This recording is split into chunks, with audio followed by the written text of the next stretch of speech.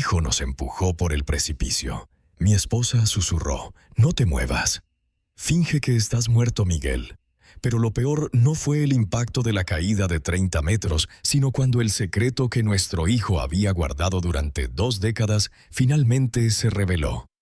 Sigue leyendo para descubrir esta historia aterradora, una lección sobre la codicia y la traición en la propia familia de sangre. Nunca imaginé que a mis 60 años tendría que fingir estar muerto para escapar de mi propio hijo. Durante 35 años construí lo que creía era una familia perfecta entre las majestuosas montañas de Oaxaca. Cada mañana, el aroma del café tostado se mezclaba con el sonido del viento de la Sierra Madre. Yo trabajaba como médico en el hospital local atendiendo a los vecinos del pueblo, mientras mi esposa Sofía enseñaba matemáticas en la escuela secundaria. Teníamos 2 hijos, Elena, nuestra primogénita, fuerte y ambiciosa, y Carlos, 5 años menor, siempre callado y observador. Los domingos nos reuníamos alrededor de la mesa que yo mismo había tallado, disfrutando de tamales calientes y mole poblano tradicional. Elena hablaba con entusiasmo de su sueño de ser ingeniera, mientras Carlos se quedaba en silencio removiendo la comida sin mirar a nadie. Por las noches, Sofía y yo paseábamos por la playa de Cancún soñando con una vejez tranquila, viajando por las antiguas ruinas mayas cuando los hijos siguieran su propio camino. Creía ser feliz, pero todo se derrumbó en una noche de septiembre hace exactamente 20 años. Elena no regresó a casa después de salir con amigos. Esperamos hasta la madrugada llamando a todos lados. Carlos se quedó en su habitación diciendo que repasaba para los exámenes, pero su actitud era extraña, algo que no pude descifrar en ese momento. Sofía salió con los vecinos a buscarla. Al amanecer encontraron su cuerpo en el fondo de un barranco cerca de la playa de Cancún. La policía concluyó que fue un accidente, probablemente resbaló en la oscuridad. Nunca cuestioné esa versión. El funeral fue el día más oscuro de mi vida. Vestí el mismo traje negro que usé en el entierro de mi padre. Carlos se mantuvo extrañamente calmado mientras Sofía se desmoronaba en llanto. Yo la sostuve fuerte, pero ahora entiendo por qué Sofía parecía cargar un peso mayor que la pérdida de nuestra hija. Después de la muerte de Elena, Carlos cambió por completo. Se volvió atento, ayudando en las tareas del hogar y pasando más tiempo con nosotros. Lo interpreté como su manera de lidiar con el duelo, de llenar el vacío dejado por su hermana. ¡Qué error fatal! Los años pasaron. Carlos se casó con Isabela, una chica amable de un pueblo vecino en Puebla. Tuvieron 2 hijos hermosos. Finalmente sentí que la vida nos daba una segunda oportunidad. Isabela me llamaba papá, y Carlos siguió los pasos de su madre abriendo una panadería artesanal. Nuestra familia parecía reconstruida. Todo parecía ideal de nuevo, pero ahora tendido en el fondo de este barranco con costillas rotas y el sabor metálico de la sangre en la boca, entiendo que toda esa felicidad era una mentira elaborada con astucia. Las primeras señales de que algo andaba mal surgieron hace unos meses cuando Sofía y yo decidimos actualizar nuestro testamento. Con nuestra casa frente al mar, el terreno heredado de mis abuelos y nuestros ahorros de alrededor de 2 millones de pesos mexicanos, teníamos un legado considerable. Fue Carlos quien sugirió visitar al abogado. Papá, mamá ya tienen más de 55 años. Es importante tener todo organizado, dijo con esa sonrisa que ahora me parece siniestra. Isabela a su lado apretándome la mano con dedos que después me empujarían a la muerte. Los queremos mucho y queremos protegerlos, añadió con su voz suave. El abogado Ramírez, un conocido de años, nos explicó las opciones: un fideicomiso, dividir la herencia entre los nietos, o un testamento tradicional. Carlos insistió en ser nombrado junto con Isabela como nuestros únicos herederos. Nosotros nos encargaremos de distribuir justamente a los niños, argumentó. Además, van a necesitarnos cuando envejezcan. Es mejor que tengamos acceso a los recursos para cuidarlos bien. Algo en su tono me inquietó, pero Sofía pareció convencida. Mi esposa, siempre más confiada que yo, aceptó sin mucha resistencia. Yo tuve dudas recordando cómo Elena siempre hablaba de ayudarnos económicamente en la vejez, pero Elena se había ido, y Carlos era nuestro único hijo vivo. Firmamos los documentos un jueves por la tarde. Isabela vestía un vestido elegante y me abrazó largamente después. «Ahora somos una familia unida para siempre», susurró en mi oído provocándome un escalofrío inexplicable. Esa noche, mientras Sofía preparaba la cena, no pude quitarme la sensación de haber cometido un error terrible. Las semanas siguientes fueron extrañas. Carlos e Isabela comenzaron a visitarnos más a menudo, pero sus visitas tenían un tono diferente. No venían solo a pasar tiempo. Siempre traían sugerencias sobre cómo mejorar la casa, qué inversiones hacer o qué seguros de vida contratar. «Papá, deberías considerar vender esta casa grande y mudarte a un lugar más pequeño», dijo Carlos mientras examinaba nuestros muebles con ojos calculadores. «Podríamos ayudarte a encontrar un apartamento cómodo en el centro de Monterrey». Pero yo amaba nuestra casa. Cada rincón guardaba un recuerdo precioso de nuestros 35 años juntos, la cocina donde Sofía preparaba pozole, mi pequeño consultorio, el patio donde hijos y nietos jugaban. No podía imaginar mi vida en otro lugar. Cuando expresé eso, vi un destello de irritación en los ojos de Carlos que me heló hasta los huesos. «Papá está siendo irracional», dijo en un tono que nunca había usado conmigo. «Esta casa es demasiado grande para 2 personas de su edad. Si se caen por las escaleras o algo pasa, no podremos llegar a tiempo». Isabela asintió enérgicamente. «Además, el mantenimiento debe costar una fortuna. Sería más inteligente vender ahora mientras el mercado inmobiliario está en auge». Sofía comenzó a considerar sus argumentos, pero yo no podía librarme de la sensación de que había algo más detrás de esa presión. Una noche después de otra conversación tensa, le pregunté a Sofía si no le parecía extraño que Carlos estuviera de repente tan interesado en nuestros asuntos financieros. «Miguel, él solo se preocupa por nosotros», respondió mientras se cepillaba los dientes. «Tal vez deberíamos considerar sus sugerencias. No somos tan jóvenes como antes». Pero vi algo en sus ojos, una sombra de duda que ella no quería reconocer.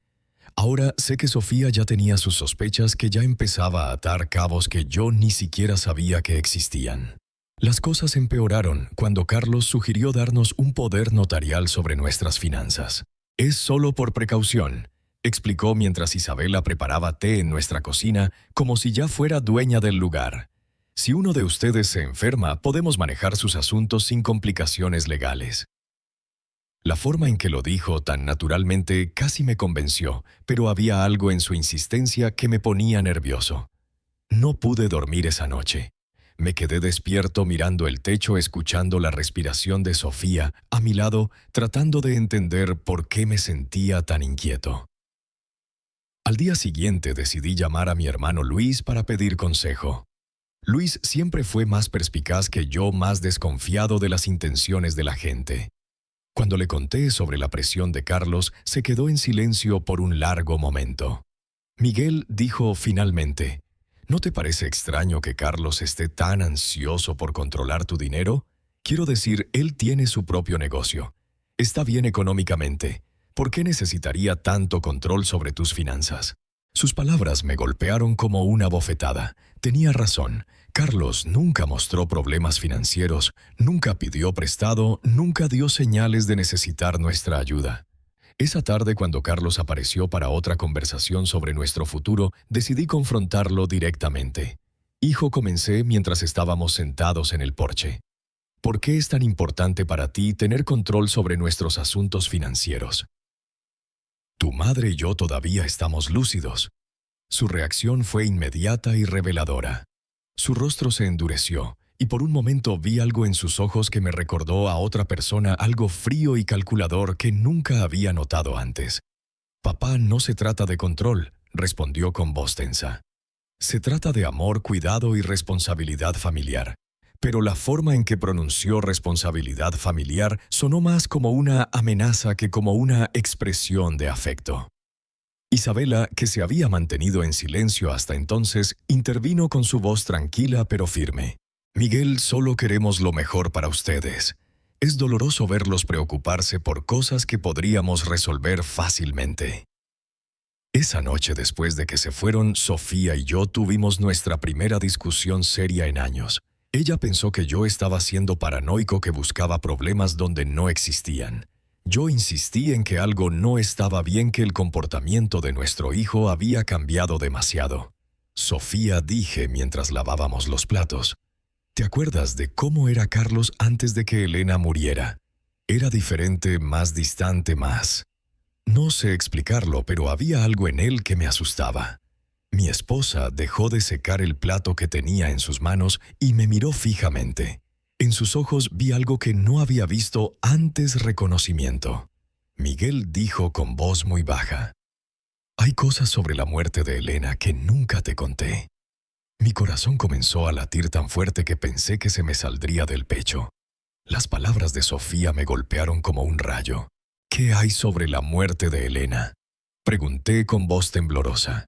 Sofía se sentó pesadamente en una de las sillas de la cocina, la misma mesa donde compartimos miles de comidas en familia, donde Elena hacía sus tareas y donde Carlos siempre permanecía en silencio.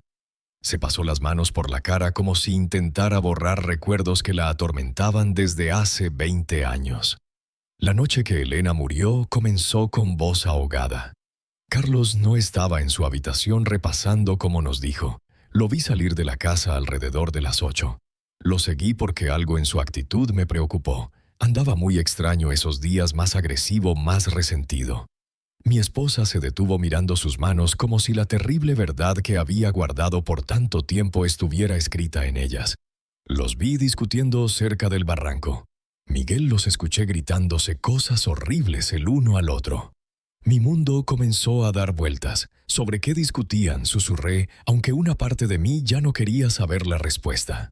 Sofía levantó la vista y vi lágrimas en sus ojos, lágrimas que ni siquiera derramó en el funeral de nuestra hija mayor. Sobre dinero, Miguel.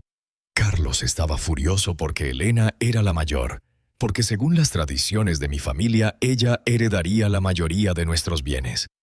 Pero había algo más, algo sobre un dinero que Elena había descubierto.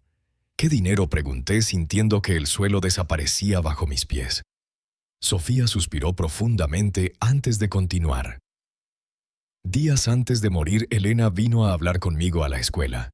Había descubierto que Carlos estaba robando dinero de nuestros ahorros. Pequeñas cantidades al principio, pero luego sumas más grandes. Elena tenía pruebas, llevaba meses investigando. Mi mente se negó a procesar lo que escuchaba. Mi hijo, el que había sido tan atento después de la muerte de Elena, el que nos ayudaba y cuidaba, nos estaba robando desde antes de que su hermana muriera. ¿Por qué nunca me lo contaste?, le recriminé a Sofía, sintiendo que la traición se multiplicaba. Porque cuando llegué al barranco esa noche ya era demasiado tarde, respondió con voz sofocada. Vi a Carlos de pie junto al cuerpo de Elena. Nuestro hijo estaba temblando, llorando y repitiendo una y otra vez: «Fue un accidente, fue un accidente». Me miró con esos ojos desesperados y me rogó que lo ayudara. «Mamá», me dijo. Elena resbaló cuando intentaba agarrarme. Yo solo me defendí y ella perdió el equilibrio. Las lágrimas corrieron por mi cara incontrolablemente.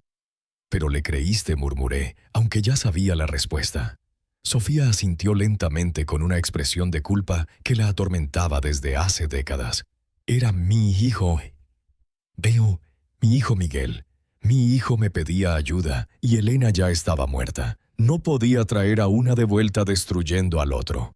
Pensé que realmente era un accidente, que Carlos había aprendido la lección, que se convertiría en una mejor persona después de esto. «¿Y el dinero robado?», pregunté, necesitando saber cada detalle de esta pesadilla. «Nunca lo devolvió», respondió. De hecho, siguió tomando pequeñas cantidades que yo fingía no notar, porque confrontarlo significaría admitir que encubrí un asesinato.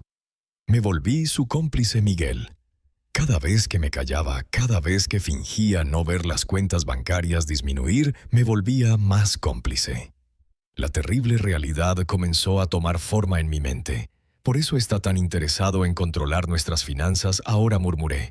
«No es porque le importemos, es porque quiere terminar lo que empezó hace 20 años». Sofía asintió gravemente. «Y hay algo más, Miguel, algo que descubrí hace un par de semanas». ¿Qué más podría haber? Pregunté, sintiendo que mi corazón no soportaba más revelaciones. Sofía fue a su escritorio y tomó unos papeles que había escondido bajo otros documentos. He estado investigando discretamente las finanzas de Carlos. Su panadería no va tan bien como él quiere que creamos. De hecho, está al borde de la quiebra. Debe más de 500,000 pesos mexicanos a varios bancos y proveedores. Los papeles temblaron en mis manos mientras leía los números. Carlos no era el empresario exitoso que fingía ser.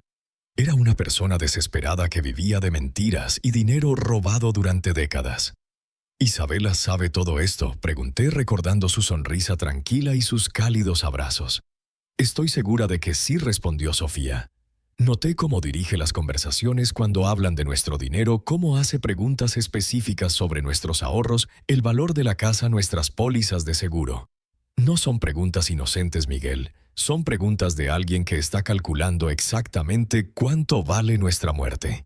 Esa frase me heló hasta los huesos. Nuestra muerte, repetí en un susurro.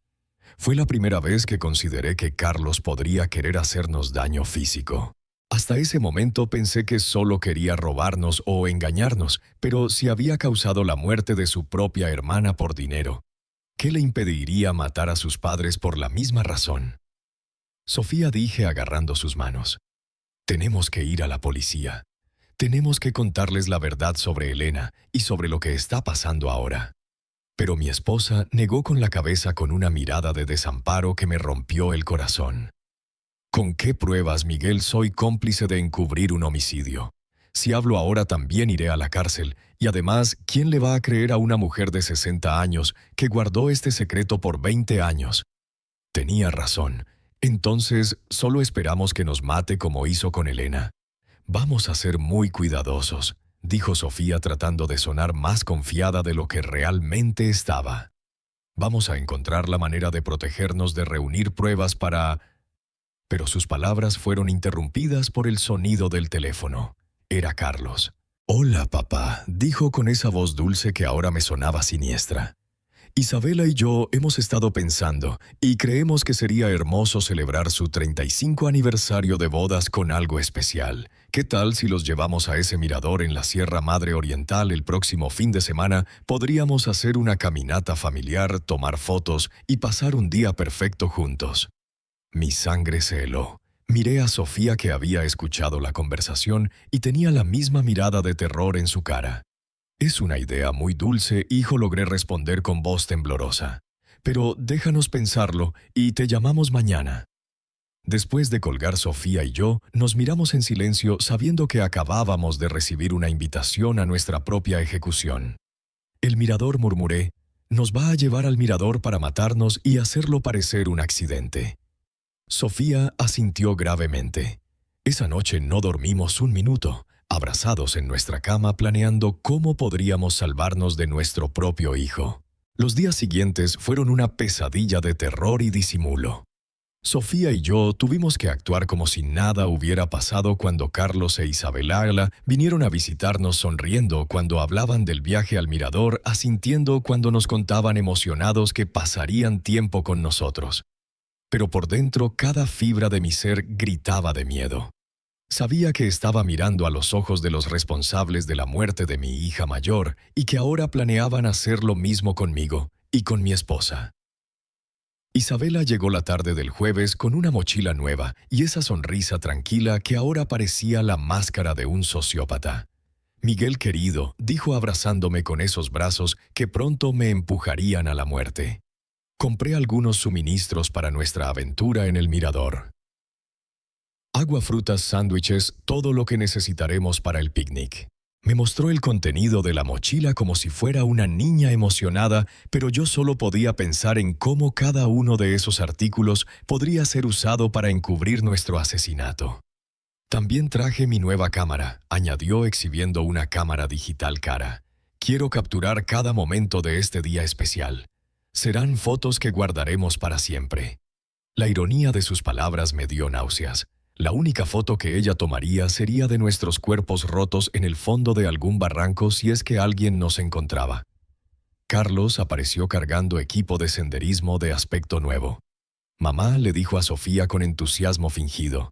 Compré todo el equipo necesario para una caminata segura. Cuerdas, linternas, kit de primeros auxilios. Cada palabra que salía de su boca sonaba como una burla cruel. Equipo de seguridad para planear nuestros asesinatos. La perversidad de la situación me mareó. ¿No es un poco peligroso para personas de nuestra edad?, pregunté, intentando sonar casual mientras buscaba cualquier excusa para cancelar el viaje. Carlos acarició mi mejilla con esa falsa ternura que me revolvía el estómago. Por eso elegimos un sendero muy fácil y seguro, aseguró. Es una caminata que hasta los niños pueden hacer. Además, Isabela y yo estaremos allí para cuidarlos en todo momento. Sí estarían allí para cuidarnos hasta el momento exacto en que decidieran empujarnos de un precipicio. Esa noche, cuando finalmente se fueron Sofía y yo, nos sentamos en nuestro porche temblando no solo por el frío de la noche, sino por el terror absoluto que habíamos contenido durante horas. No podemos ir, dije agarrando sus manos. Vamos a inventar alguna excusa. Si no vamos, respondió Sofía con voz grave, encontrarán otra manera de matarnos. Tal vez algo que parezca aún más accidental como un incendio en la casa o un asalto que salió mal. Al menos en el mirador sabemos lo que van a intentar hacer. Sus palabras tenían una lógica terrible, pero no me consolaban en lo más mínimo. Entonces, ¿qué sugieres?, pregunté desesperado por encontrar alguna solución que salvara nuestras vidas. Sofía se quedó pensativa por unos minutos antes de responder. Vamos, pero estaremos preparados. Voy a esconder mi teléfono y configurarlo para que grabe todo lo que suceda. Si logramos sobrevivir, tendremos pruebas. Y si no su voz se quebró, al menos alguien sabrá la verdad. El viernes por la noche apenas pudimos tocar nuestra cena. Sabíamos que podría ser nuestra última comida juntos en nuestra casa, en esa cocina donde habíamos compartido tantos momentos felices cuando éramos una familia de verdad. Sofía revisó su testamento una vez más, asegurándose de que si algo nos sucedía al menos Carlos no conseguiría todo sin que hubiera algún registro de nuestras sospechas. Escribí una carta, confesó, mostrándome un sobre sellado. Está dirigida a tu hermano Luis. En ella explico todo lo que sabemos sobre la muerte de Elena y lo que creemos que Carlos planea hacernos. La escondí en la caja de seguridad del banco. Si no regresamos de este viaje, al menos él sabrá dónde buscar la verdad. Esa noche nos fuimos a la cama abrazados, susurrándonos palabras de amor que podrían ser las últimas. Si algo me sucede, dije, quiero que sepas que estos 35 años contigo han sido los mejores de mi vida. A pesar de todo, a pesar de los errores y los secretos, te amo más que a mi propia vida. Sofía lloró en silencio, memorizando el ritmo de mi respiración, el calor de mi cuerpo, el olor de mi piel. El sábado amaneció con un cielo azul que parecía burlarse de nuestra situación. Carlos llegó temprano silbando una melodía alegre que me heló la sangre. «Buenos días, tortolitos», gritó desde la puerta principal. Listos para su gran aventura. Isabela apareció detrás de él radiante como si fuera el día más feliz de su vida, excepto que este era un encuentro con la muerte. Durante el desayuno, que apenas pudimos comer, Carlos explicó la ruta que haríamos en detalle.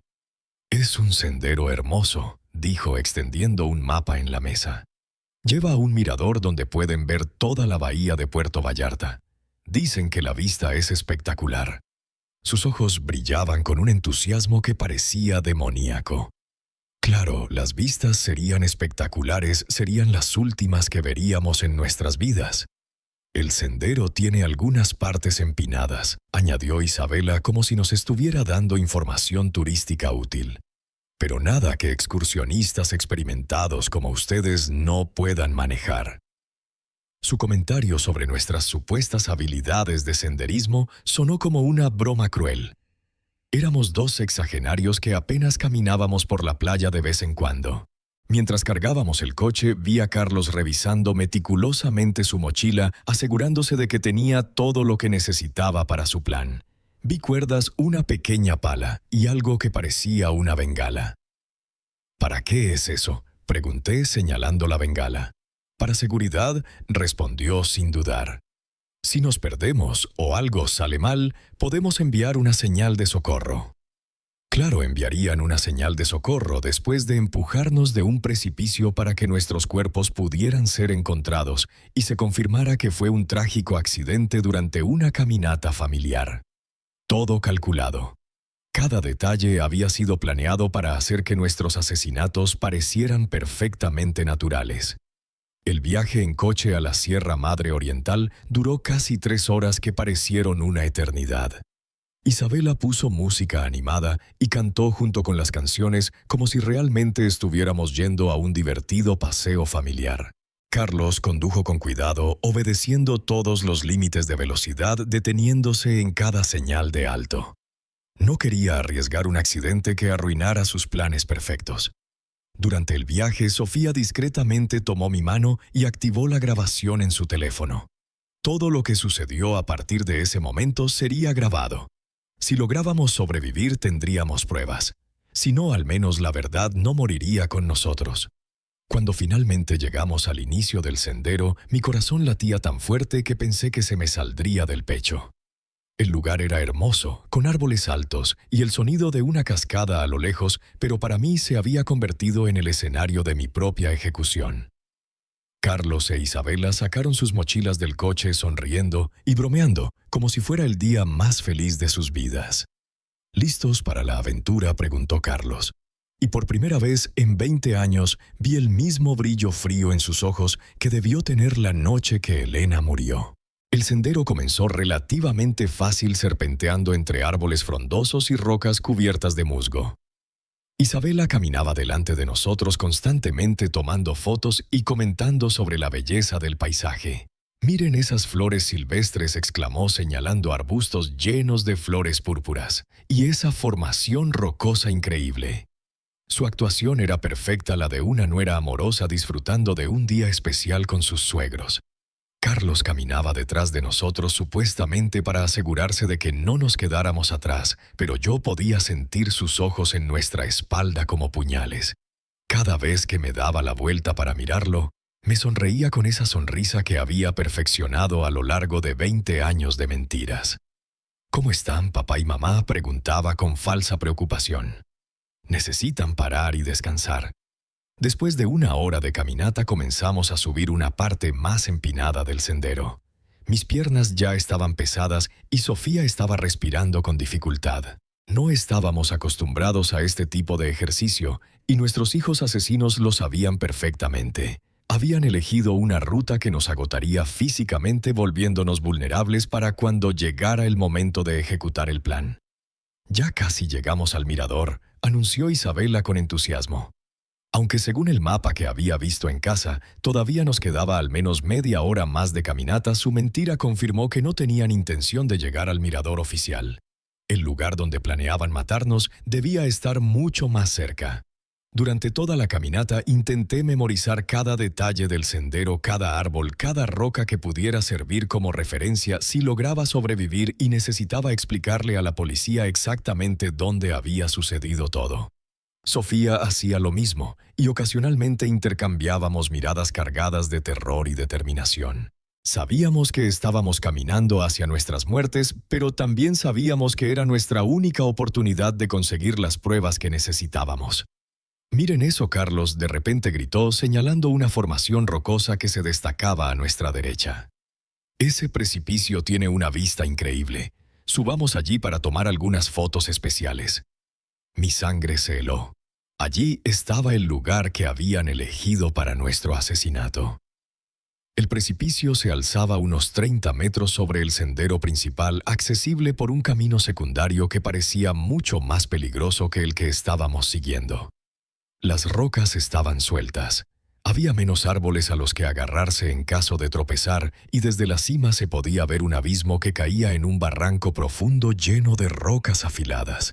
«No sé si es una buena idea», dije intentando sonar casual. «Ese sendero parece bastante peligroso para personas de nuestra edad». Pero Isabela ya había comenzado a caminar hacia la bifurcación cargando su mochila llena de equipo de seguridad que yo sabía que no usaría para salvarnos. «Vamos», Miguel dijo con esa voz persuasiva que usaba cuando quería convencerme de algo. «Solo tomará unos minutos. Además, Carlos tiene razón. Las fotos desde allí arriba serán espectaculares. La forma en que dijo espectaculares me hizo temblar. Serían espectaculares para quien las viera después como evidencia de nuestro accidente. Sofía apretó mi mano discretamente recordándome que su teléfono estaba grabando todo. Teníamos que seguir, teníamos que ir hasta el final para conseguir las pruebas que necesitábamos. Si nos negábamos ahora, simplemente encontrarían otra oportunidad, otro lugar, otra excusa para matarnos. La subida al precipicio fue agotadora. Las rocas sueltas se deslizaban bajo nuestros pies y más de una vez casi me caigo. Pero lo más aterrador fue darme cuenta de cuán perfecto era este lugar para un asesinato. Si alguien tropezaba accidentalmente y caía desde la cima, no habría forma de sobrevivir. Y lo más importante, no habría testigos. «Ya casi llegamos», gritó Carlos desde arriba, donde ya había llegado con la agilidad de alguien que había planeado esta ruta con cuidado. Isabela la siguió y luego nos ayudó a Sofía y a mí a completar los últimos metros de la subida. Sus manos en mis brazos se sintieron como las garras de un depredador. El mirador era de hecho espectacular. Desde allí podíamos ver todo el valle, las montañas a lo lejos y el mar brillando en el horizonte. En cualquier otra circunstancia, habría sido un momento hermoso para compartir con la familia. Pero sabiendo lo que yo sabía, el lugar se sentía como el escenario perfecto para una pesadilla. «Vengan aquí para las fotos», gritó Isabela posicionándose cerca del borde del precipicio. «Quiero que el valle esté de fondo». Sofía y yo nos acercamos lentamente, cada paso acercándonos a nuestro destino final. Pude ver a Carlos posicionándose estratégicamente detrás de nosotros, calculando ángulos, midiendo distancias. «Perfecto», exclamó Isabela levantando su cámara. «Ahora abrácense y sonrían». Sofía y yo nos abrazamos probablemente por última vez mientras ella tomaba foto tras foto. Cada destello de la cámara se sintió como un relámpago anunciando la tormenta que estaba a punto de llegar. «Tomen otra», sugirió Carlos moviéndose más cerca de nosotros. «Pero esta vez quédense un poco más atrás para que el paisaje quede mejor en el encuadre». Un paso atrás significaba estar exactamente en el borde del abismo. Sofía y yo intercambiamos una mirada. Había llegado el momento. Nos movimos hacia atrás como se nos ordenó, sintiendo que el suelo sólido desaparecía bajo nuestros pies, quedando solo el vacío del abismo detrás de nosotros. Isabela levantó la cámara una vez más, pero esta vez vi algo diferente en sus ojos. Ya no había necesidad de fingir. La máscara se había caído. «Sonrían», dijo con una voz que ya no era gentil. «Esta va a ser su última foto». En ese momento, Carlos se lanzó hacia nosotros con los brazos extendidos. El plan era simple: empujarnos hacia atrás para que cayéramos al vacío, tomar algunas fotos del accidente y luego bajar para descubrir nuestros cuerpos rotos. Pero Sofía se había preparado para este momento. En el último segundo logró agarrar la muñeca de Carlos y tirarlo hacia adelante. «Si vamos a morir, tú vienes con nosotros», gritó con una furia que nunca antes había visto en ella. Por un momento, los cuatro estábamos tambaleándonos en el borde del precipicio, agarrándonos unos a otros en una danza macabra entre la vida y la muerte. Isabela gritó e intentó ayudar a Carlos, pero el peso de todos nosotros era demasiado. Sentí que el suelo cedía bajo mis pies. Sentí que la gravedad comenzaba a ganar la batalla. Y luego los cuatro caímos juntos, encerrados en un abrazo mortal, gritando mientras el aire silbaba a nuestro alrededor y el suelo rocoso se acercaba a una velocidad vertiginosa. En esos segundos que duraron una eternidad, pensé en Elena, en cómo se debió sentir cuando Carlos la empujó al barranco hace 20 años. Imaginé su terror, su confusión, su traición al darse cuenta de que su propio hermano la había condenado a la muerte. El impacto fue brutal. Escuché el horrible sonido de huesos rompiéndose, el sonido de mi propio cuerpo destrozándose contra las rocas. El dolor era indescriptible, pero aún más terrible era el sabor a sangre en mi boca y la certeza de que esta vez Carlos había ganado. Esta vez no habría testigos para contar la verdad. Pero entonces escuché la voz de Sofía, débil pero clara. «Miguel, no te muevas. Finge que estás muerto».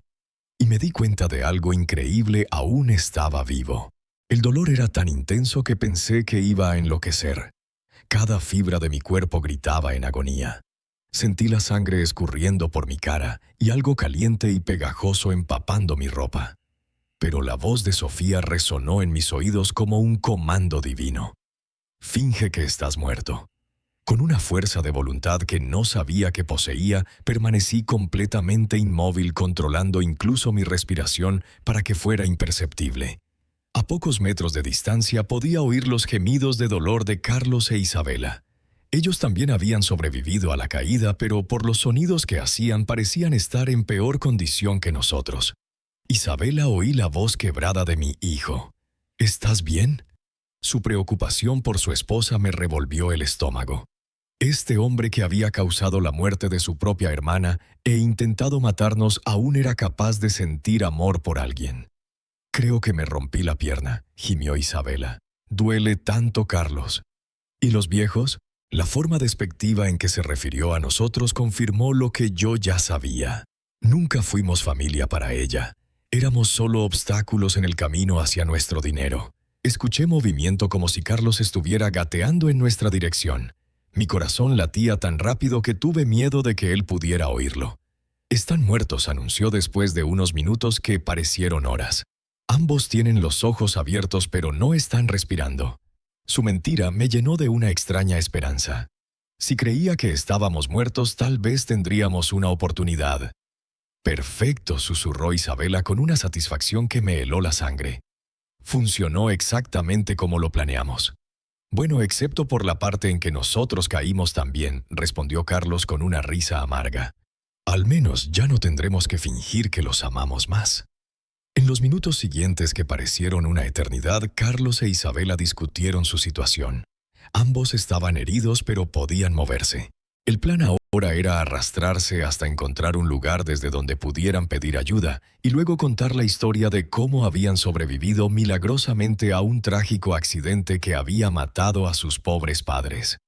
«¿Recuerda la historia?», le dijo Carlos a Isabela. «Estábamos tomando fotos cuando una roca se soltó bajo los pies de mamá. Ella tropezó y, tratando de agarrarse, jaló a papá con ella. Nosotros intentamos ayudar, pero caímos también. Es importante que nuestras historias coincidan». «Lo sé», respondió Isabela. «Lo practicamos 100 veces. Somos los sobrevivientes traumatizados de una tragedia familiar. Pobres de nosotros». Su actuación era tan convincente que si yo no hubiera vivido la verdad, habría creído cada palabra. Gradualmente sus voces se desvanecieron mientras se arrastraban hacia lo que esperaban que fuera la salvación. Cuando el silencio finalmente cayó, Sofía susurró mi nombre tan bajo que apenas pude oírlo. «Miguel, ¿estás bien?». Respondí en el mismo susurro, confirmando que estaba vivo pero terriblemente herido. «Mi pierna derecha está rota», me dijo con una voz sofocada de dolor. «Y creo que tengo algunas costillas fracturadas. ¿Y tú?». Hice un inventario mental de mi cuerpo. Sentí un dolor agudo en mi brazo izquierdo. Mi cabeza palpitaba como si alguien la estuviera golpeando con un martillo y definitivamente había algo mal con mi hombro, pero estaba vivo y eso era más de lo que había esperado. «Estamos mal, pero estamos vivos», susurré. «El teléfono está grabando, pero no hay señal aquí abajo». Esa era la parte más aterradora de nuestra situación. Estábamos vivos, pero atrapados en el fondo de un barranco, heridos y sin ninguna manera de comunicarnos con el mundo exterior. Si nadie venía a buscarnos, moriríamos allí lentamente de sed-hambre o de nuestras heridas. «Sofía», susurré antes de que sea demasiado tarde, «necesito que me cuentes todo». Todo lo que realmente sucedió la noche que Elena murió. Mi esposa suspiró profundamente como si hubiera estado esperando este momento durante 20 años. Esa noche comenzó con voz temblorosa. Elena vino a encontrarme en la escuela. Estaba furiosa. Tenía papeles en las manos, extractos bancarios. Me mostró pruebas de que Carlos había estado robando dinero de nuestras cuentas durante meses. Pequeñas cantidades al principio, luego sumas más grandes. Elena había estado investigando porque había notado discrepancias en nuestros ahorros. El dolor físico se mezcló con el dolor emocional mientras escuchaba la verdad que había sido escondida durante décadas. «Elena quería confrontar a Carlos esa misma noche», continuó Sofía. Intenté calmarla, convencerla de esperar hasta el día siguiente, pero ella estaba decidida. Dijo que no podía dormir sabiendo que su hermano menor nos estaba robando. ¿Y lo seguiste?, pregunté, aunque ya sabía la respuesta. Lo seguí porque tenía miedo de lo que podría pasar. Conocía el temperamento de Elena cuando se enfurecía y también había notado algo extraño sobre Carlos últimamente. Una frialdad que me daba escalofríos. Cuando llegué al barranco, continuó Sofía, los encontré gritándose el uno al otro. Elena tenía los papeles en la mano agitándolos en la cara de Carlos. «Eres un ladrón», le gritaba. «Estás robando a nuestros propios padres». Carlos lo negaba todo. Decía que Elena estaba loca, que inventaba cosas. Mi corazón se aceleró mientras imaginaba la escena. Mis dos hijos enfrentándose en la oscuridad, uno acusando al otro de traición. «¿Qué pasó después?», pregunté, aunque una parte de mí no quería saberlo.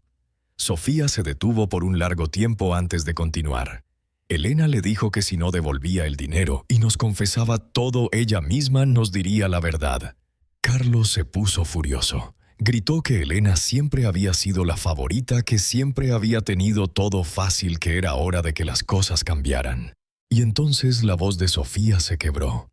Carlos empujó a Elena. No fue un accidente. Lo empujó con toda su fuerza deliberadamente. Las lágrimas corrieron por mi cara mezclándose con la sangre de mis heridas. «¿Por qué nunca me dijiste la verdad?», pregunté, sintiendo una mezcla de rabia y desesperación. Sofía suspiró profundamente porque cuando llegué a donde estaba Carlos, él lloraba, temblaba, me decía una y otra vez que había sido un accidente, que no había tenido la intención de hacerlo. Me rogó que no te dijera nada, que no podía perderte a ti también. «Pero sabías que era mentira», murmuré, sintiendo que el peso de la traición se profundizaba. «Sí, pero era mi hijo Miguel, mi único hijo sobreviviente. ¿Cómo podía entregarlo a la policía? ¿Cómo podía destruir lo que quedaba de nuestra familia?». Su justificación dolió tanto como mis lesiones físicas y el dinero robado. Continué. Carlos prometió que lo devolvería poco a poco. Juró que había sido una mala decisión, que estaba desesperado, que nunca volvería a suceder. Pero nunca devolvió un solo centavo. De hecho, siguió robando, y yo seguí en silencio porque cada día que pasaba me volvía más cómplice de su crimen.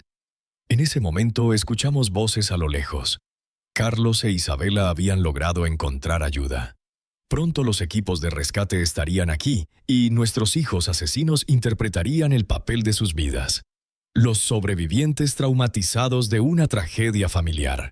Las voces se hicieron cada vez más cercanas, acompañadas por el sonido de helicópteros sobrevolando el área. El equipo de rescate había llegado y con ellos vino el momento más crucial de nuestras vidas. Sofía y yo teníamos que tomar una decisión en cuestión de minutos. Deberíamos seguir fingiendo que estábamos muertos hasta que encontráramos la oportunidad perfecta para revelar la verdad, o arriesgarnos a ser rescatados junto con nuestros asesinos. «Miguel, Sofía», susurró urgentemente.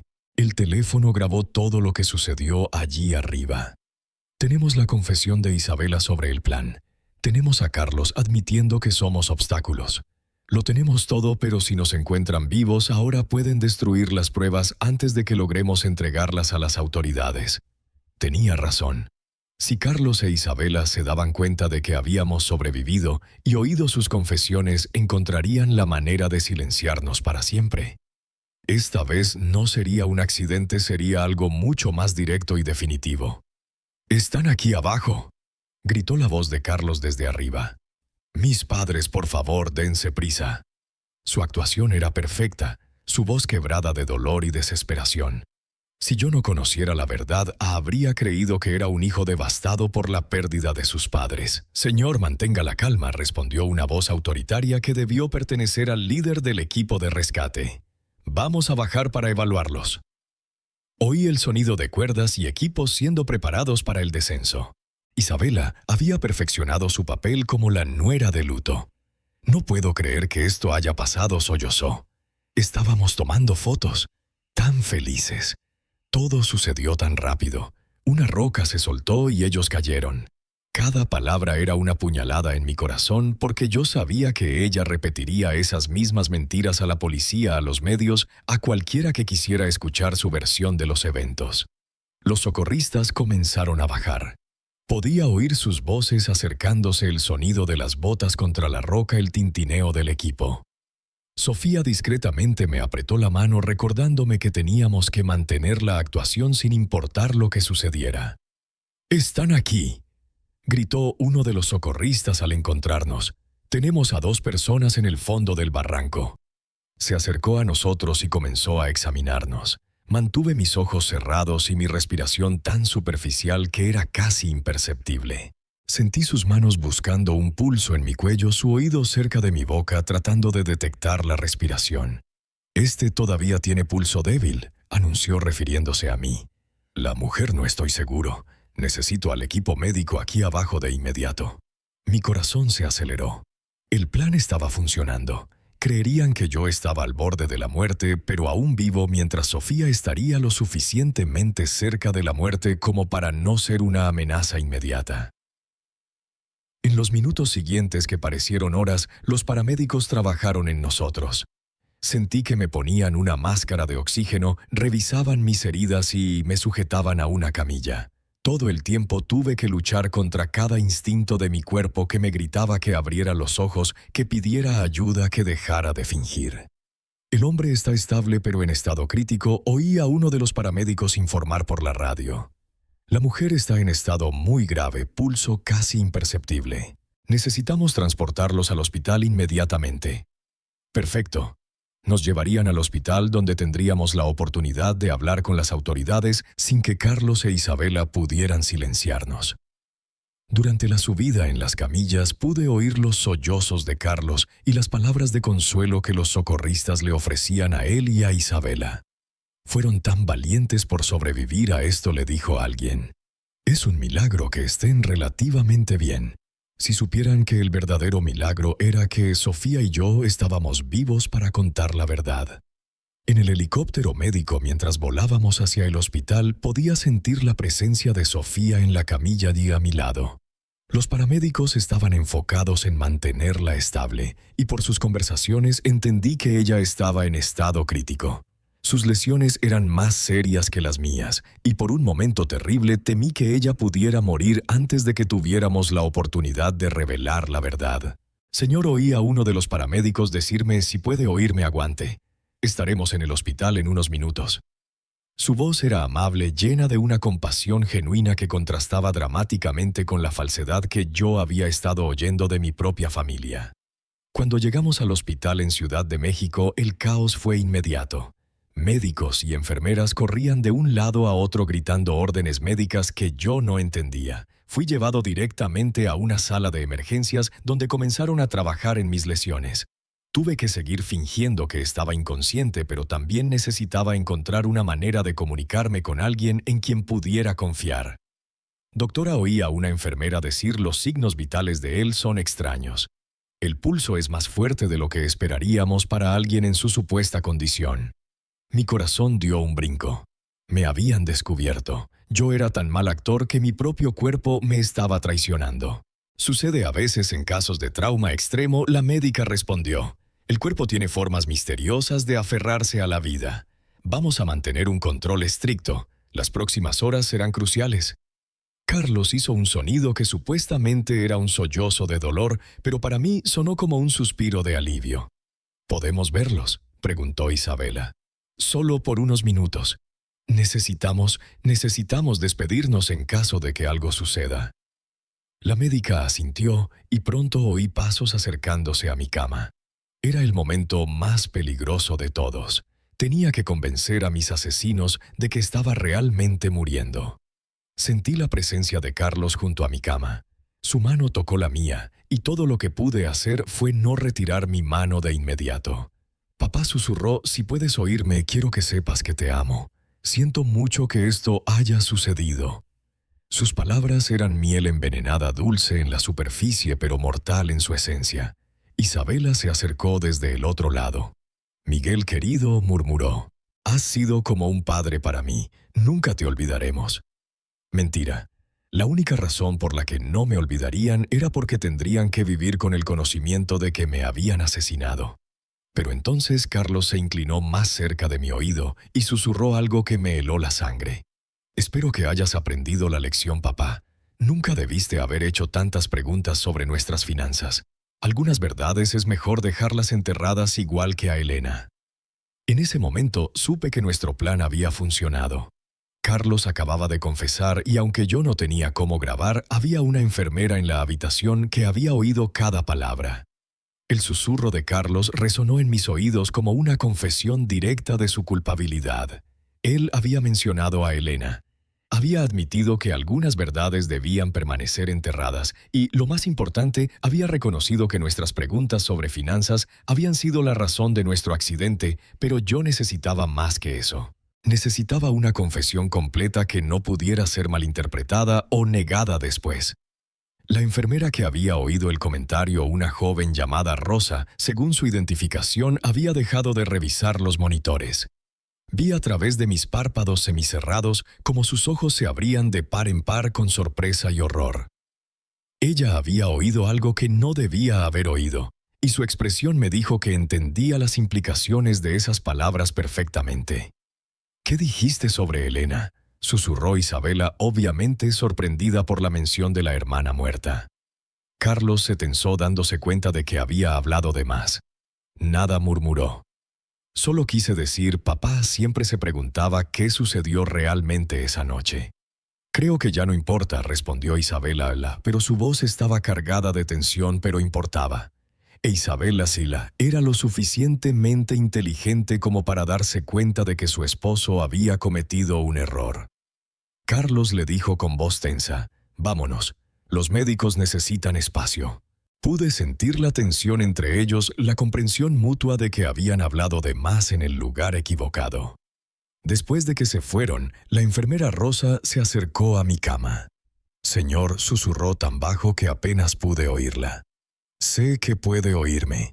Lo que acabo de oír no es normal. Si está en peligro, necesita decírmelo de alguna manera». Su voz tenía una urgencia que me llenó de esperanza. Alguien más había empezado a sospechar. Muy lentamente, casi imperceptiblemente, moví mi dedo índice. Fue el movimiento más pequeño posible, pero Rosa lo notó de inmediato. «Dios mío», susurró, «está fingiendo estar inconsciente». Moví mi dedo de nuevo, esta vez 2 veces. «Escuche», dijo inclinándose aún más cerca. «Voy a fingir que estoy revisando sus monitores. Si está en peligro por culpa de esas personas que acaban de salir, mueva su dedo 3 veces». Sin dudarlo, moví mi dedo 3 veces. Rosa jadeó. «Ellos le hicieron esto a usted. 3 movimientos más». La enfermera se alejó de mi cama y fingió revisar mi vía intravenosa mientras procesaba lo que acababa de descubrir. Pude ver en su expresión que estaba lidiando con la decisión de qué hacer. Finalmente se acercó a mí de nuevo. «Voy a hablar con la médica a cargo», susurró. «Pero necesito que siga fingiendo hasta que podamos protegerlo. ¿Entiende?» Moví mi dedo una vez. Los siguientes minutos fueron agonizantes. Rosa salió de la habitación y me quedé solo esperando y rezando para que ella creyera mi historia y tomara las acciones correctas. Finalmente oí pasos acercándose. Era Rosa acompañada por una mujer mayor que debía ser la médica jefa y sorprendentemente 2 policías. «Señor», la médica dijo con voz baja. La enfermera Rosa me contó sobre su situación. «Si puede oírme, necesitamos que sepa que ahora está seguro. Los policías están aquí para protegerlo». Una ola de alivio tan intensa casi rompió mi actuación. «¿Puede abrir los ojos?», preguntó uno de los policías. Lentamente, muy lentamente, abrí mis ojos. La luz del hospital me cegó por un momento, pero gradualmente pude enfocarme en las caras preocupadas que me rodeaban. «Gracias a Dios», murmuró Rosa. «Pensé que me estaba volviendo loca». «Señor», dijo el policía, un hombre de mediana edad con una expresión seria. «Soy el detective González. Entendemos que puede estar en una situación muy peligrosa. ¿Puede decirnos qué sucedió realmente en esa montaña?». Mi voz salió como un susurro ronco después de horas fingiendo estar inconsciente. Mi hijo y su esposa nos empujaron. Las horas siguientes fueron un torbellino de declaraciones, grabaciones y revelaciones. Le conté al detective González todo lo que sabía la muerte de Elena, los robos de Carlos, la presión para cambiar nuestro testamento y finalmente el plan para asesinarnos en la montaña. Pero lo más importante era la grabación en el teléfono de Sofía. ¿Su esposa tiene pruebas grabadas?, preguntó el detective con los ojos brillando. Sí, respondí, todo está en su teléfono. Las confesiones, los planes, todo. El detective inmediatamente fue a la habitación donde Sofía estaba siendo tratada. Sofía había recuperado la conciencia poco después de mí, y cuando el detective le explicó la situación, ella entregó su teléfono sin dudar. Aquí está todo, dijo con una voz débil pero firme. 20 años de mentiras y la verdad sobre lo que sucedió hoy. Mientras los técnicos de la policía analizaban la grabación, Carlos e Isabela permanecieron en la sala de espera, interpretando su papel como miembros de la familia devastados para otros visitantes del hospital. No tenían idea de que su actuación cuidadosa estaba a punto de terminar para siempre. La grabación es clara, anunció el detective después de una hora. Tenemos confesiones explícitas sobre el asesinato de Elena, admisiones sobre robar dinero y pruebas directas de intento de asesinato premeditado contra ustedes dos. Es más que suficiente para arrestarlos. ¿Pero van a arrestarlos aquí?, pregunté preocupado por nuestra seguridad. Si se dan cuenta de que estamos vivos y hablando. El detective asintió entendiendo mi preocupación. Ya tenemos policías en posición. Tan pronto como tengamos la orden de arresto firmada, los detendremos. Mientras tanto, ustedes dos están bajo protección policial. La ironía de la situación no se me escapó. Carlos e Isabela estaban allí abajo, probablemente hablando con familiares de otros pacientes, recibiendo condolencias por nuestras muertes, planeando cómo lidiar con nuestro funeral y herencia. No tenían idea de que en las habitaciones del piso de arriba del hospital estábamos desmantelando su mundo de mentiras cuidadosamente construido. ¿Hay algo más?, pregunté sintiendo que algo aún me inquietaba. El detective tomó una carpeta de papeles. Después de escuchar su historia, investigamos preliminarmente las finanzas de su hijo. No solo está en bancarrota como usted sospechaba, sino que también le debe dinero a algunas personas muy peligrosas, usureros que no aceptan excusas. Mi sangre se heló. Quiere decir que no éramos solo inconvenientes para él. Usted y su esposa eran su única salvación, confirmó. Con su herencia él podría pagar sus deudas y empezar de nuevo. Sin ustedes, él probablemente estaría muerto en unas semanas. Esa revelación añadió una nueva dimensión a la traición. Él no nos veía solo como obstáculos, nos veía como su salvación financiera.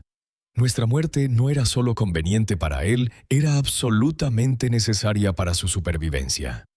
¿Y qué va a pasar con nuestros nietos?, pregunté sintiendo una nueva ola de dolor al pensar en los niños inocentes de Carlos e Isabela. Los servicios sociales asumirán la custodia temporal de ellos, el detective respondió amablemente.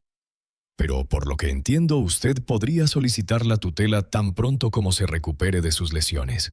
La idea de criar a los hijos de nuestros propios asesinos era abrumadora, pero también era la única manera de asegurar que algo bueno saldría de esta pesadilla. Esos niños eran inocentes y merecían una oportunidad de crecer en un hogar donde el amor era real, no fingido. Es hora, anunció el detective cuando un policía entró en la habitación con papeles en las manos. Las órdenes están firmadas. Vamos a arrestarlos ahora. A través de la ventana de mi habitación que daba al vestíbulo del hospital pude ver a los policías posicionándose discretamente. El momento que había esperado durante 20 años finalmente había llegado. Carlos e Isabela, oí la voz firme del policía a cargo. Están arrestados por el asesinato de Elena y por el intento de asesinato de Miguel y Sofía. El silencio que siguió fue ensordecedor. Luego, la voz histérica de Carlos. ¿De qué está hablando? Nosotros somos las víctimas aquí. Nuestros padres murieron en un accidente. Señor, el policía respondió con calma. Sus padres están vivos y han proporcionado pruebas completas de sus crímenes. Hubo un momento de silencio absoluto seguido por un grito de desesperación de Isabela. «Eso es imposible. Nosotros los vimos morir. Estaban muertos». Su confesión involuntaria fue capturada por las grabadoras de la policía, añadiendo otra pieza de evidencia al caso. Por la radio oía a Carlos comenzar a culpar a Isabela. Todo fue idea de ella. Yo no quería hacer nada de esto. Ella me obligó. Y Isabela en su desesperación gritó: «Tú fuiste quien sugirió el precipicio. Tú planeaste todo esto desde el principio». En cuestión de minutos, la alianza que había durado por años se desmoronó mientras cada uno intentaba salvar su propia piel. El detective González regresó a mi habitación 1 hora después con una expresión de satisfacción mezclada con tristeza. «Están arrestados y de camino a la comisaría», informó. «Ambos están tratando de culpar al otro, lo que solo fortalece nuestro caso. Pero hay algo más que necesito decirle». «¿Qué más?», pregunté, aunque no estaba seguro de si mi corazón aguantaba más revelaciones. «Durante el arresto encontramos esto en el bolso de su hijo», dijo, mostrándome una pequeña grabadora digital.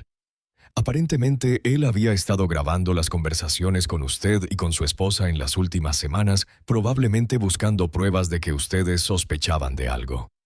Mi sangre se heló. «¿Qué significa eso?». El detective suspiró. «Significa que él sabía que ustedes estaban empezando a descubrir la verdad. El viaje a la sierra no fue una decisión espontánea, fue una respuesta directa a sus sospechas». En una de las grabaciones se puede oír claramente a Isabela diciéndole a él: «Necesitamos actuar rápido antes de que ellos vayan a la policía». La profundidad de la planificación y la frialdad del cálculo me dejaron sin aliento. No solo habían planeado matarnos, habían estado monitoreando nuestras conversaciones, evaluando el nivel de peligro que representábamos para ellos. Éramos ratones en un laberinto, y ellos habían sido los científicos observando cada uno de nuestros movimientos. «Hay una cosa más», el detective continuó, «que encontramos en la investigación de sus finanzas. Su hijo no solo le debía dinero a usureros peligrosos, sino que también había falsificado su firma en varios documentos intentando acceder a sus cuentas bancarias. Si ustedes hubieran muerto en ese barranco, él habría tenido acceso inmediato a todos sus recursos». Cada nueva revelación era como otra puñalada. Mi propio hijo no solo había planeado asesinarme, había estado robándome activamente, falsificando mi firma y violando cada principio de confianza familiar que yo había intentado inculcarle. «¿Cuánto dinero robó en total?», pregunté, aunque no estaba seguro de si quería saber. «Cerca de 200,000 pesos mexicanos en los últimos 3 años», el detective respondió. «Pequeñas cantidades que él pensó que usted no notaría, pero que cuando se suman totalizan una cantidad significativa. El dinero que Sofía y yo habíamos ahorrado a lo largo de décadas de trabajo duro centavo por centavo había sido el financiamiento de la vida de lujo de nuestro hijo mientras él planeaba nuestro asesinato». Los días siguientes en el hospital fueron un torbellino de entrevistas con la policía, visitas de abogados y llamadas de los medios que habían captado la historia. La prensa local había titulado el caso como «la traición familiar más horrible de la década», y reporteros de todo el país querían oír nuestra versión de los eventos. Mi hermano Luis llegó de Guadalajara llorando y abrazándome como si no me hubiera visto en décadas. Miguel me dijo varias veces: «Siempre supe que había algo extraño sobre Carlos después de la muerte de Elena, pero nunca imaginé que él fuera capaz de esto». Sus palabras me confortaron porque confirmaron que mis instintos paternales no habían sido completamente ciegos. ¿Y los niños?, pregunté sobre mis nietos, que ahora estaban bajo la custodia temporal de los servicios sociales. «Los visité ayer», Luis respondió tristemente. «Están confundidos preguntando por qué sus padres no pueden volver a casa. Son demasiado jóvenes para entender lo que realmente sucedió». La abogada que contratamos, la doctora Carmen, una mujer competente y compasiva, vino a vernos con noticias sobre el proceso legal. «El caso es sólido», nos aseguró. «Con las grabaciones, las confesiones durante el arresto y todas las pruebas financieras, es casi imposible que escapen de condenas significativas». Pero entonces añadió algo que me heló hasta los huesos. Sin embargo, están tratando de negociar una declaración de culpabilidad menor, alegando que fue un crimen pasional no premeditado. ¿Un crimen pasional?, exclamé indignado. Ellos planearon esto durante semanas, compraron equipo especial y eligieron el lugar perfecto. La doctora Carmen asintió gravemente. Lo sé. Y tenemos pruebas de la premeditación, pero sus abogados van a argumentar que fue una decisión desesperada tomada bajo extrema presión financiera. La idea de que pudieran recibir sentencias reducidas por sus crímenes me llenó de furia. Habían matado a Elena, habían intentado asesinarnos, habían robado nuestro dinero durante años y ahora querían presentarse como víctimas de las circunstancias. ¿Qué podemos hacer para asegurarnos de que reciban lo que se merecen?, pregunté. Testificar, la doctora Carmen respondió simplemente. Su testimonio, combinado con todas las pruebas, será crucial para que el jurado entienda la verdadera naturaleza de estos crímenes. Pero, les advierto, será emocionalmente devastador enfrentar a su hijo en la corte. Tenía razón. La idea de mirar a Carlos a los ojos durante el juicio, de oír a sus abogados tratando de justificar lo injustificable, de revivir públicamente cada momento de esta pesadilla, era abrumadora. Pero era lo que yo tenía que hacer por Elena, por nosotros y por mis nietos, que merecían saber la verdad sobre sus padres. 3 semanas después del arresto, Sofía y yo finalmente pudimos ir a casa. Nuestras heridas se habían curado lo suficiente para permitirnos movernos, aunque yo todavía necesitaba muletas y ella tenía su brazo en un cabestrillo. La casa se sentía extraña, como si fuera el escenario de una obra después de que todos los actores se hubieran ido. Todo estaba exactamente como lo habíamos dejado el día de nuestro paseo familiar. Los platos del desayuno todavía estaban en el fregadero. La cama estaba sin hacer. Las flores que Carlos me había traído esa semana todavía estaban en la mesa de la sala, ahora marchitas y muertas. Era como si el tiempo se hubiera detenido en el momento en que nuestras vidas normales terminaron para siempre. ¿Crees que seremos felices de nuevo?, le pregunté a Sofía esa primera noche de regreso mientras estábamos acostados en nuestra cama familiar. Ella me abrazó con su brazo no herido y suspiró profundamente. «No lo sé», Miguel dijo, «pero estamos vivos. Tenemos la verdad de nuestro lado. Y por primera vez en 20 años no tenemos que vivir con secretos». El juicio comenzó 6 meses después. El día que tuve que testificar, miré a Carlos directamente a los ojos por primera vez desde el arresto. No vi remordimiento ni dolor.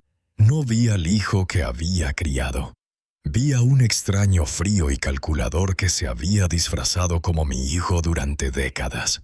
Cuando terminé mi testimonio, después de recontar cada detalle horrible de nuestra experiencia, me dirigí a él directamente desde el banquillo de los testigos. «Carlos, no sé quién eres, pero ya no eres mi hijo. Mi hijo murió la noche que mataste a Elena, y lo que ha vivido en su lugar durante 20 años es un monstruo que yo, sin saberlo, ayudé a crear». El jurado deliberó durante 2 días antes de encontrar a Carlos culpable de homicidio intencional por la muerte de Elena y de intento de homicidio agravado por lo que nos hizo a nosotros. Isabela recibió la misma condena como cómplice. Ambos fueron sentenciados a 30 años de prisión sin derecho a libertad condicional anticipada. Ahora, 1 año después, Sofía y yo iniciamos el proceso de adopción formal de nuestros nietos. Son niños hermosos e inocentes que merecen una oportunidad de crecer sabiendo lo que es el amor verdadero, no el amor manipulador y tóxico que recibieron de sus padres biológicos. Todas las noches, cuando los acuesto, les cuento historias sobre la tía Elena, la tía que nunca conocieron. Les cuento sobre su bondad, su honestidad, su sueño de ser ingeniera y construir casas para familias felices. Les cuento cómo era valiente y cómo intentó proteger a los que amaba incluso cuando eso la puso en peligro. No les cuento sobre la traición, sobre la caída, sobre el impacto que le quitó la vida. Son demasiado jóvenes para cargar con esa carga. Tal vez un día, cuando sean mayores, les cuente toda la verdad. Pero por ahora quiero que crezcan sin el peso del legado sombrío de sus padres. Todavía me despierto por la noche, a veces sudando y gritando, reviviendo el momento de la caída. Sofía también tiene pesadillas. Nos abrazamos en la oscuridad, recordándonos el uno al otro que estamos vivos, que sobrevivimos, que la verdad finalmente salió a la luz. Decidimos vender la casa. Hay demasiados recuerdos aquí, tanto buenos como horribles. Compramos una casa más pequeña cerca de la playa donde el sonido constante de las olas nos ayuda a dormir mejor. Una casa nueva para un nuevo comienzo. La cicatriz en mi hombro todavía me duele cuando cambia el tiempo. La rodilla de Sofía nunca se recuperó por completo. Estas son las cicatrices físicas que llevamos. Las emocionales son mucho más profundas. A veces me encuentro mirando viejas fotos de familia. Carlos sonriendo en su 10º cumpleaños, Elena enseñándole a andar en bicicleta, los 4 juntos en un picnic en la playa. Intento entender cómo algo tan hermoso pudo transformarse en algo tan monstruoso. ¿Cómo no vi las señales, los pequeños momentos que podrían haberme alertado sobre lo que estaba por venir? Pero luego me recuerdo que el amor puede hacernos ciegos, que a veces no queremos ver la verdad porque duele demasiado, que confiamos en aquellos que amamos incluso cuando deberíamos cuestionar. Nunca visité a Carlos en la cárcel. No puedo hacerme mirar a los ojos del hombre que mató a mi hija e intentó matarme. Sofía fue una vez, pero regresó más silenciosa que nunca. Dijo solo que él no mostró remordimiento, solo rabia por haber sido atrapado. Isabela escribió cartas pidiendo perdón, diciendo que estaba bajo la influencia de Carlos, que no era ella misma. No respondimos. Algunas traiciones son demasiado grandes para ser perdonadas.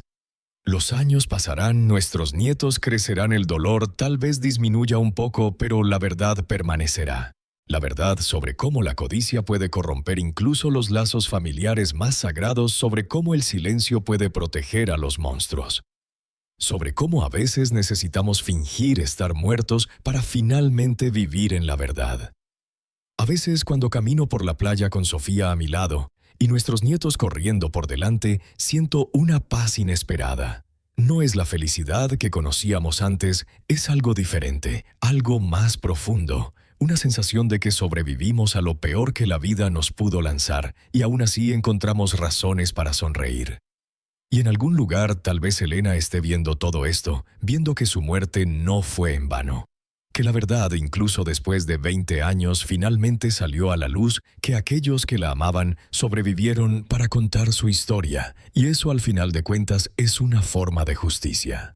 El mensaje de esta historia, en la cultura mexicana donde la familia es el núcleo como en el Día de los Muertos que honra a los ancestros, la codicia puede convertir a los de sangre en enemigos. Estén alerta con los secretos ocultos porque la verdad, aunque dolorosa, es la clave para la liberación y la protección de los valores más sagrados. No dejen que el dinero ciegue el amor, una lección desde las montañas de Oaxaca hasta las playas de Cancún, recordándonos que la familia verdadera se construye sobre confianza y honestidad, no sobre engaños.